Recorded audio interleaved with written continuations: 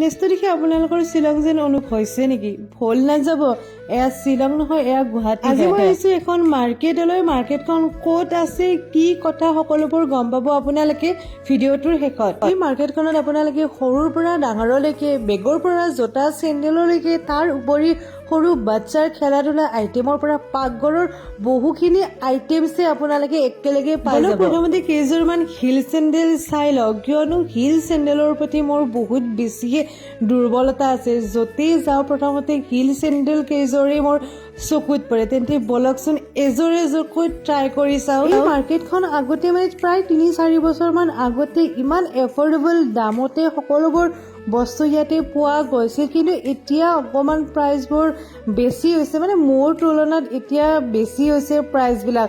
প্ৰায় ৩-৪ বছৰমান আগতো মই এইখন মাৰ্কেটত আহিছোঁ বহুকেইবাৰ, আনকি মই বহু বস্তু ইয়াৰ পৰা লৈছিলোঁ।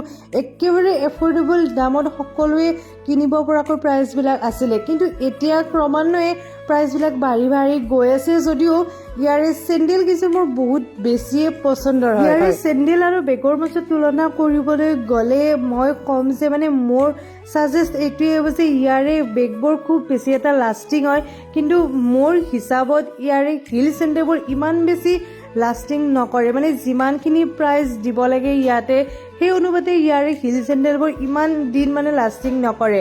ইয়াৰে বেগ কিন্তু মানিব লাগিব, সঁচাকৈ বহুত বেছি লাষ্টিং কৰে ইয়াৰে হেণ্ডবেগছবিলাক। মুখৰ হাঁহি দেখা পাইছেনে? মানে হিল চেণ্ডেল পিন্ধিব পালে মোৰ মুখত হাঁহি ওলাই যায়। তাতে আৰু মানে বিভিন্ন ধৰণৰ বিভিন্ন ডিজাইনৰ হিল চেণ্ডেল পালেতো কথাই নাই। তো এযোৰ ট্ৰাই কৰি চালোঁ, অকণমান সৰু হৈছে। নেক্সট মোৰ আৰু এযোৰ চকুত পৰিল হোৱাইট, কিন্তু অফ হোৱাইট কালাৰটো, কিন্তু এইযোৰ আৰু বহুত বেছিয়ে মোৰ তাত ডাঙৰ হৈছে। তো এইযোৰো মই থৈ দিলোঁ ছাইড কৰি।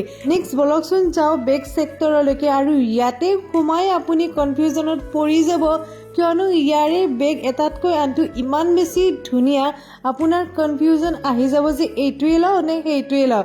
আৰু তাত সুবিধা আছে যে গ্লাছত আপুনি নিজকে চাব পাৰিব যে প্ৰতিটো বেগ লৈ আপোনাক কেনেকুৱা দেখি। তো মই মোৰ হাততো দেখা পাইছে, এটাৰ পিছত এটা বেগ মই ট্ৰাই কৰি গৈ আছোঁ, কিন্তু মই একো ডিচিশ্যনে ল'ব পৰা নাই যে কোনটো বেগ ল'ম কোনটো নল'ম।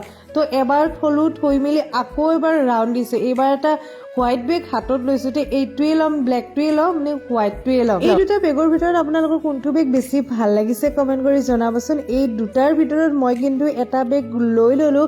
তো আপোনালোকৰ ইয়াৰে কোনটো কালাৰৰ বেগটো পচন্দ হৈছে আপোনালোকে জনাব।